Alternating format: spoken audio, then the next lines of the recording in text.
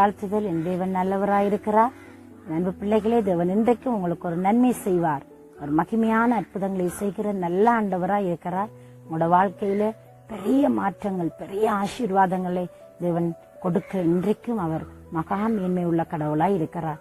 நம்மளுக்கு ஆசீர்வாதத்தை கொடுப்பதற்காகவே நம்முடைய ஆண்டவர் இந்த பூலகத்திற்கு தம்மை தாழ்த்தி மனித ரூபம் எடுத்து மனித சாயலானார் என்று சொல்லி பார்க்கிறோம்.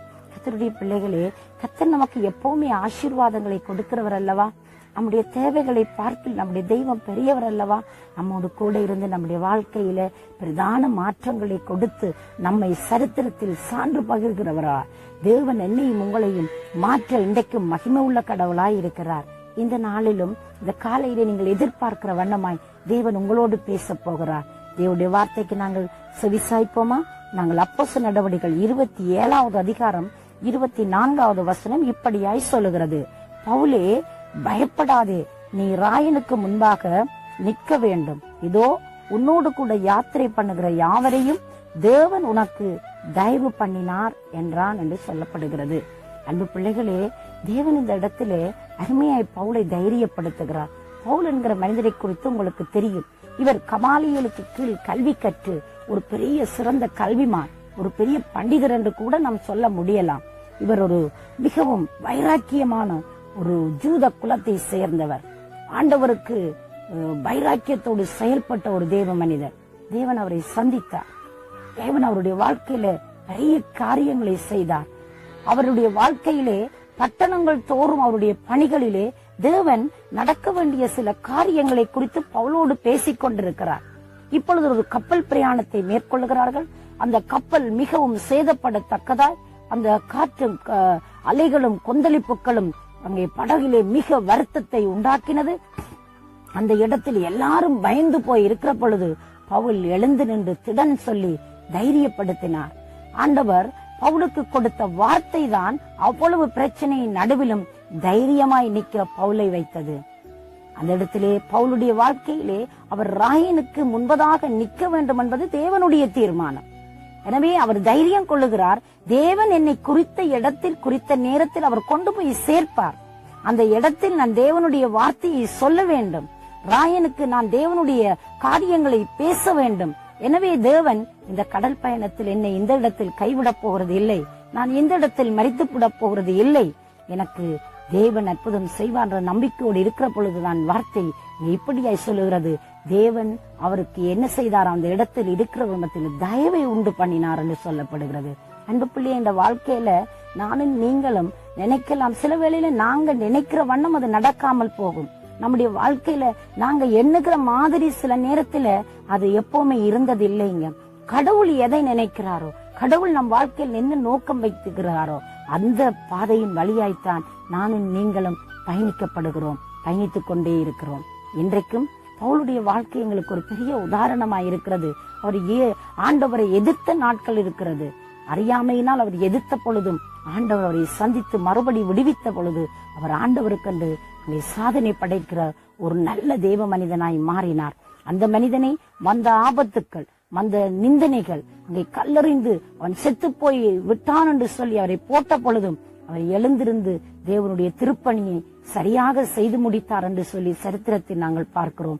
இன்றைக்கு பவுலுக்கு ஆண்டவர் தாமே தைரிய கொடுக்கும்படியான வார்த்தையை அனுப்புகிறார். நான் உனக்கு தயவு பண்ணுவேன்.